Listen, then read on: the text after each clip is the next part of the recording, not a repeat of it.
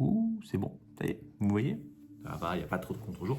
Salut tout le monde, c'est Eddie de la chaîne de contrôle. C'est un plaisir de vous retrouver aujourd'hui pour parler encore une nouvelle fois de courant. Je fais suite à la vidéo que je vous mets juste ici, qui était la vidéo de mes panneaux solaires que j'ai installés tout seul, les panneaux Oscaro. Et suite à ça, j'ai été contacté par la marque Polier, qui est une marque qui fabrique le Bear Tempo 2, qui est un produit qui permet de prendre le contrôle sur votre courant électrique quand vous êtes avec un contrat Tempo. Et si vous avez vu ma vidéo, et je vous invite à la voir, pour ceux qui ne l'ont pas vu, je vous parle essentiellement de mon contrat que j'ai en lien avec mes panneaux solaires, qui est un contrat EDF Tempo. Alors ils m'ont envoyé ce produit-là, ils m'ont dit vas-y teste-le, tu dis ce que tu en penses, que tu aimes pas, tu sois naturel.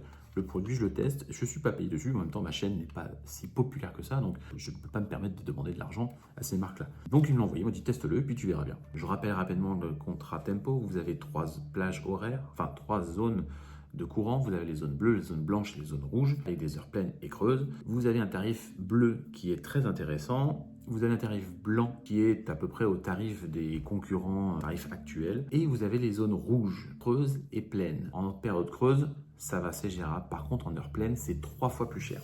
Donc, il faut faire vraiment attention quand vous déclenchez des produits énergivores sur cette période-là où vous consommez beaucoup de courant, ça peut vous coûter les yeux de la tête. Donc, cette société a fait un petit module qui permet tout simplement de couper ce produit quand il y a une zone pleine rouge. Voilà, donc c'est bien fichu. C'est un produit donc qui se branche sur le Linky. Dès qu'il a l'information, il va vous informer de sa couleur actuelle. Et s'il reçoit l'information par Enedis, il vous affichera aussi la couleur du lendemain. Vous avez 2 autres lumières, une pour vous informer qu'il est bien relais sur le TIC et couleur jaune qui s'allume quand le relais est actif. Donc voilà, dès qu'il va détecter que la zone est rouge en heure pleine, il déclenche le relais et ça coupe votre produit énergivore. Ça peut être une pompe à chaleur, ça peut être une pompe de piscine, ça peut être des radiateurs, ça peut être un climatiseur, ça peut être ce que vous voulez. Vous allez pouvoir lui demander de le couper pendant ces heures rouges. Donc moi, j'ai une installation qui est assez récente et j'ai des produits assez récents et contrôlés et pilotés via Siri. Donc en vrai, ce module, il ne va pas vraiment me servir. Donc c'est là où je vais être sincère avec vous. Aujourd'hui, moi, j'ai un chauffe-eau thermodynamique qui ne chauffe uniquement la nuit. Ou alors je le fais chauffer uniquement en pleine journée, là où le soleil est le plus fort pour pouvoir être consommé via mes panneaux solaires. Donc on va dire que mon thermodynamique, lui, il n'y a pas trop de problème. Mais ces serviettes, je les ai connectées avec un module Meros, donc pareil, je ne les déclenche uniquement quand j'en ai besoin. Ou alors, l'hiver, je vais les déclencher à certaines heures, ça va être 1 heure, peut-être 2 heures, donc c'est un besoin. Donc je dois les allumer, donc je ne peux pas me permettre de les couper avec le relais. En plein hiver, si j'ai besoin de chauffer ma salle de bain avec un sèche-serviette pendant 1 heure, s'il vient me les couper, je ne vois pas l'intérêt. Donc c'est pour ça que moi j'ai mis des règles sur mon appli maison de mon iPhone qui me permet en fait de déclencher mon sèche-serviette tous les jours à 17h30 ou 18h et l'éteindre 1 heure après pour pouvoir juste chauffer la pièce le temps de prendre notre douche. Donc lui aussi il est connecté.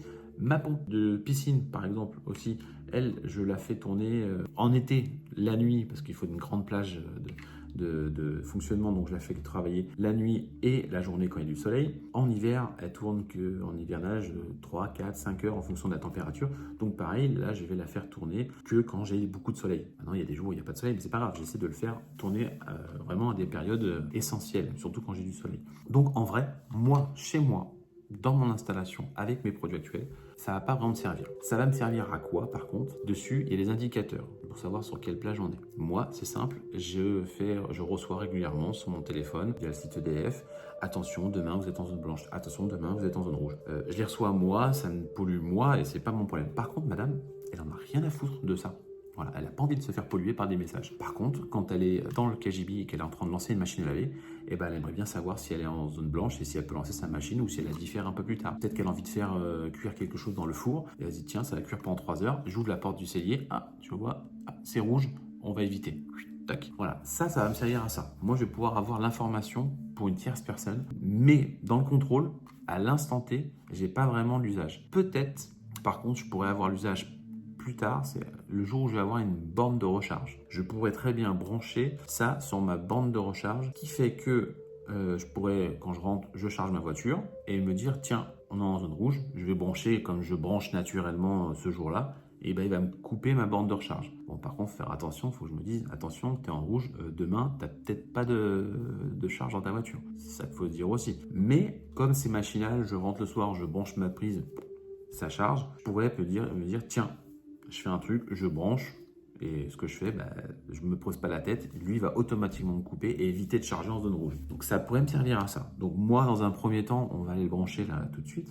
Je vais m'en servir uniquement d'afficheur, mais il est vrai que ça pourrait servir par exemple à cet usage-là avec ma voiture, avec la borne de recharge. Je pense que j'ai assez parlé, j'ai fait le tour de tout ça. On va essayer d'aller le brancher, j'espère pas faire de bêtises, et puis voir comment ça fonctionne tout simplement. Allez, c'est parti. J'ai oublié avant de partir pour l'installation, ils m'ont aussi envoyé une alimentation parce que ce module-là, il faut l'alimenter. Voilà, donc il y a un petit module qui est fourni avec pour alimenter le BR Tempo 2. Allez, on ouvre. Par contre, mais pensez à couper le courant avant de mettre les doigts là-dedans. Ou faites pas appel à un professionnel. Après, il y a peut-être des anomalies dans mon tableau ou des trucs comme ça. C'est pas pire que chez certaines personnes. Voilà. Donc là, il va falloir que je rajoute mon alim. J'ai toujours pas coupé le courant, hein, mais au pire, c'est pas grave. Vous avez en direct live quelqu'un qui va mourir.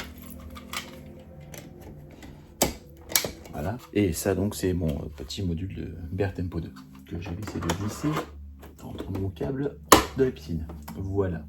Et maintenant, l'idée, c'est de récupérer une alim de là pour alimenter lui et de lui pour alimenter mon BR Tempo et ensuite d'aller brancher mon tic en bas au Linky. Moi, pour mon contact sec, donc le 11 14 12 là, je vais pas le brancher pour le moment parce que je n'ai pas de produit à aller alimenter avec ça, mais je veux juste déjà connaître mes plages.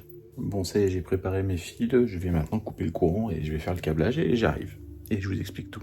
Ah, d'abord, par contre, une chose, pensez à raccorder le tic avant l'alimentation. Voilà, c'est marqué dans la notice. C'est beaucoup moins pratique quand t'as pas les outils adaptés et quand il fait nuit. Mais bon, on va y arriver. Alors, petit point branchement, donc ça c'était ma piscine. J'ai mon neutre qui vient alimenter l'alimentation. J'ai ma phase qui alimente toujours mon alimentation. Ensuite, j'ai mon plus 5 volts qui est là, qui alimente mon plus 5 volts, mon moins 5 volts qui alimente moins 5 volts ici. J'ai pas utilisé du rouge et du noir, j'avais que ça en fil, hein, mais bon, du moment que les polarités sont respectées, on va dire qu'on va être bon. Et ici, derrière, j'ai mon fil qui descend et qui vient se brancher, donc mon I1, I2, que j'ai ici, I1 et 2. I1, 2. Normalement on est bon, donc on va remettre le jus et c'est maintenant que ça prend feu ou pas. Allez hop. Bon, jusque là ça a l'air d'aller. Toc.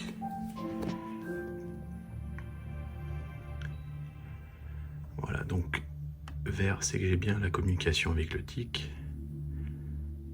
Et je vais avoir donc ma lumière qui va pas tarder normalement arriver. Voilà.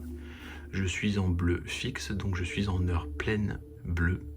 Et sinon, si c'était en heure creuse, ça clignoterait bleu. La même chose pour ici, blanc fixe, heure pleine blanche, blanc clignotant, heure creuse blanche. Et ici pareil, pour le rouge, là le relais il est bien désactivé, j'ai rien de branché, et comme on n'est pas en rouge plein, et ben forcément, le relais ne s'active pas. Voilà, c'est fini. À quoi ça ressemble maintenant que c'est installé. Voilà, c'est actif, je suis en zone bleue. Je suis en heure pleine, c'est bon, je suis au courant.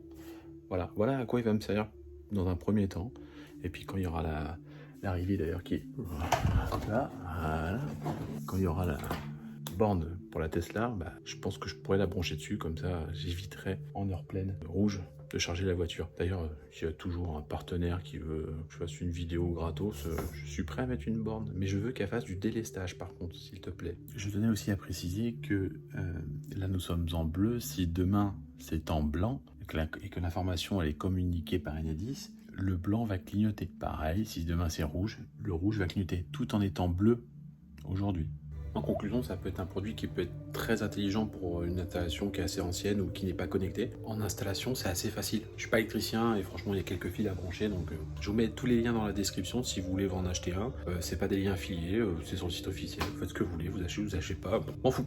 Moi, j'ai juste fait la présentation du produit et j'en ai un gratuit.